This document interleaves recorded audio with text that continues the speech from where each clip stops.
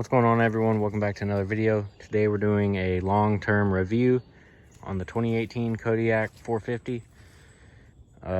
Picked this up brand new. I'll throw a picture of it on the screen right now. Got it in December of 2017, so it's one of the early models when they first came out with this new body style, Kodiak 450. So that would make it 5.5 years old, going on 6 years this December. So it's getting up there in age, becoming old. So as you can see, it's been beat very hard. It's been ridden rough, sunk in deep water, ripping heavy stuff out of the woods, towing with chains and straps. It's towed a 16-foot trailer loaded down with crap on it. Really heavy, way over the limit for a four-wheeler. So it's been beat very hard. And it's never been serviced either. It has never had an oil change, never had an air filter change in its life. Never had anything adjusted, nothing like that. It's quite overdue, I know. Just never got to it, you know. Been busy. But here soon, I would like to service it, give it its first service, because I'd say it's definitely due for a service. Still got the stock tires on it. They're slap balled.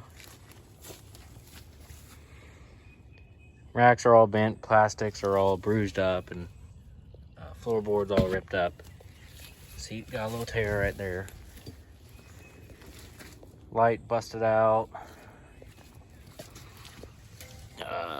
The baffles have been taken out before a few times, you know, when I was younger, being a punk. So, and 2 of the screws are lost, so that's why it's like that. Suspension-wise, nothing's broke.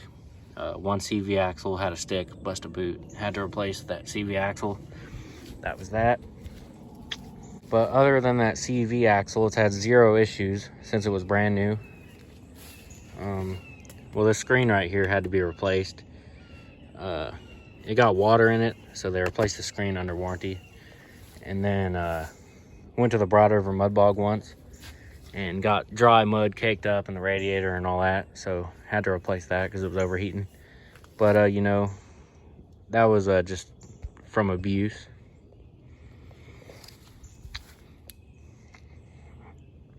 So other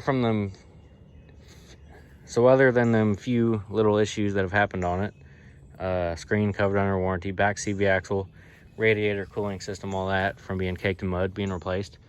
Other than that, it's had 0 issues at all, and this thing is tough. It's definitely one of the most abused Kodiaks out, and it holds up to the abuse every single day. Well, I don't ride this thing every day. It sits, you know, for months on end, especially nowadays. I don't really ride no more. But this thing's been all over adventures, West Virginia riding, mud bogs, Carolina Adventure World, Lake Hauser, etc. And it just takes the beating. It doesn't smoke any, surprisingly. Doesn't seem to burn oil. I wouldn't know. Haven't checked it. I'll check it here in a little bit.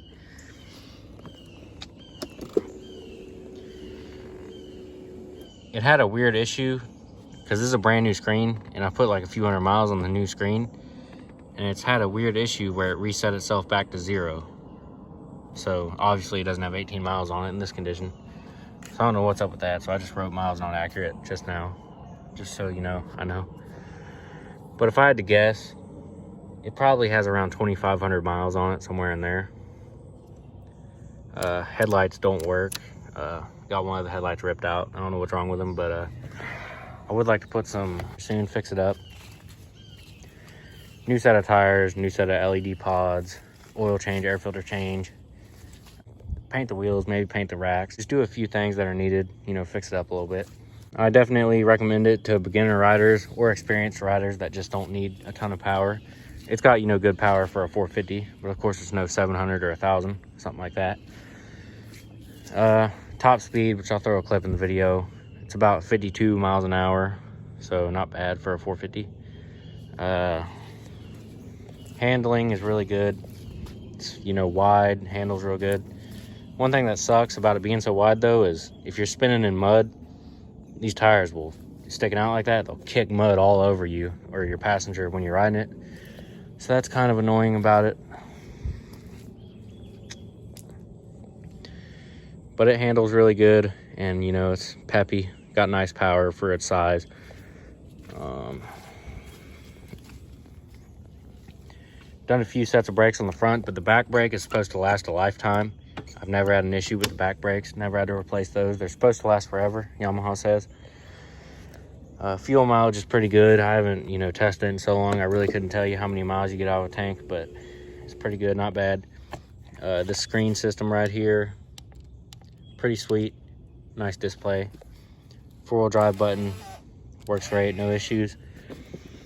This is before they offered diff lock, because when they came out with this body style, they didn't offer diff lock, and then I think it was a year or two later, they started offering diff lock in the special edition and the EPS models.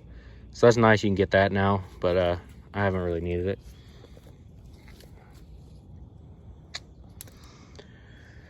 For the price point, what you're getting a really good four-wheeler here, because this one was $6,000 back in December 2017.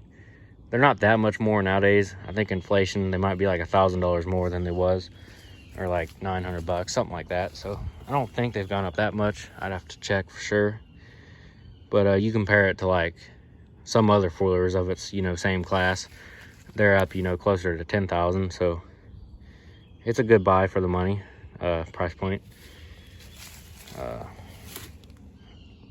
If I was to buy a 2023 brand new Kodiak 450 again, I'd get the EPS model, because it's not much more, and power steering's nice to have, plus it has diff lock. So if I was to buy another one, I'd get that model.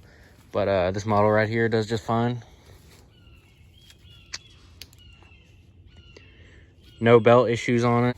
Really good ultramatic transmission Yamaha has. Nice drain plug there. I've had that full of water, and I've been able to drain the water out. Haven't had an issue with that. Very reliable machine.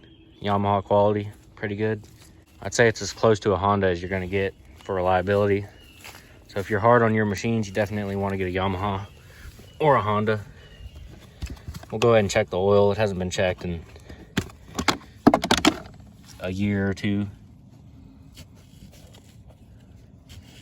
I think I've added oil to it once, but I've never changed the oil.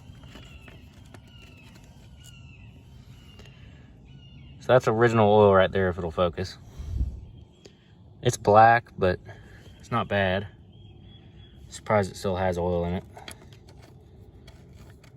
I'm not gonna wipe the stick and reinsert it. I'll check it later.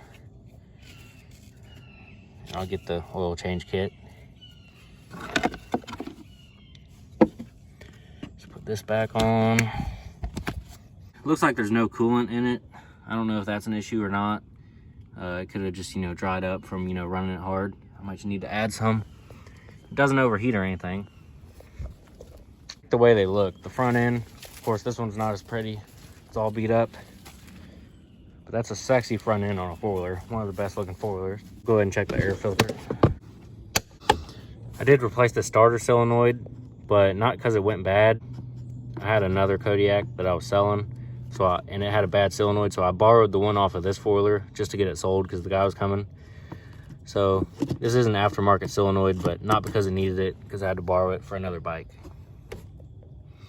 Oh, and this right here, this switch right here is aftermarket as well.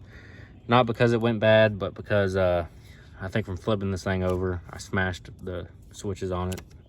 So I replaced that. This thing has been rolled a few times. It's been wrecked off the road at full speed. Not by me, but by my ex-girlfriend. I was riding on it. I let her drive one time. We was in West Virginia, going around the main roads. Went around a corner, she wrecked us off the road. Hit a ditch, bounced all bad. Popped all these plastics out. That was a pretty bad wreck. I wouldn't be surprised if the frame is bent on this thing somewhere, but it's not noticeable. So there you have it, original air filter. I've cleaned it a few times, but it's definitely pretty bad. I really don't think it's bad. I'll probably change it later, maybe a few thousand miles later. Let's reinsert the seat. Storage on these is a little bit disappointing. Would be nice to have a little bit more, but it's not bad. You got this little spot under the seat. You can let your baby mama ride in there probably. Let's reinsert the seat. I'll go ahead and crank it up. It is a little bit louder because the baffles are, you know, they've been out a few times, you know, being a punk kid and stuff, so. Always cranks up. As far as cold starts go, these things always crank up instantly, no matter how cold. I'm not sure what the coldest I've ever started it in. It might have been the low, you know. I think I've had it in like 4 degrees. Might have been the lowest. But it always fires right up just like that, ever since new. You can leave it sitting for months, or no matter how cold, they fire right up. Definitely the best starting foiler on the market, Yamahas.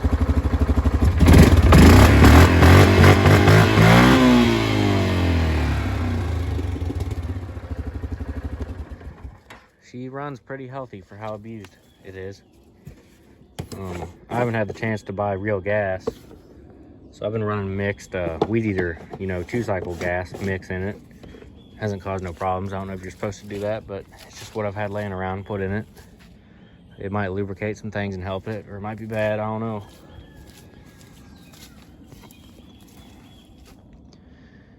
But yeah, it's a good foiler. It's held up over time. Whenever I go to buy a new foiler at some point, I'll probably be getting a Honda Rancher 4x4 foot shift, or a DCT Deluxe Rubicon, or a Yamaha Grizzly 700. Those are the 3 options I'm thinking about when I do eventually get a new foiler.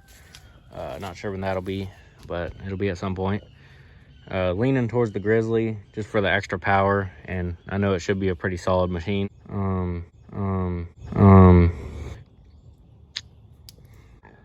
I know some people are going to comment hating, oh, you abuse it, you shouldn't be treating it like that, wah, wah, wah. Well, at least I'm doing it, so you don't have to find out yourself.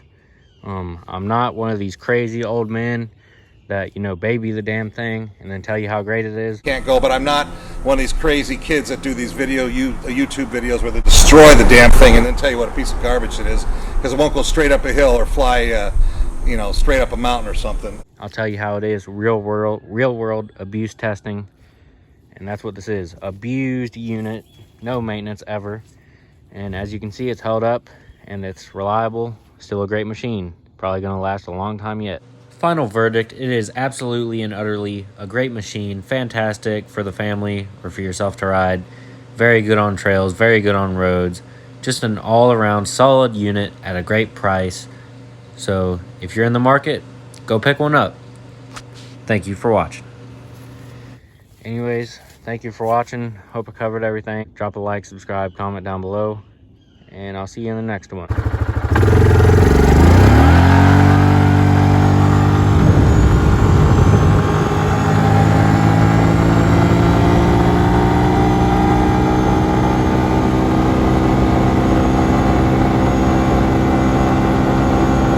That's 52 for you Americans, and that would be 84 km for you Canadians from up north, eh? A boot? There's a moose loose, a boot?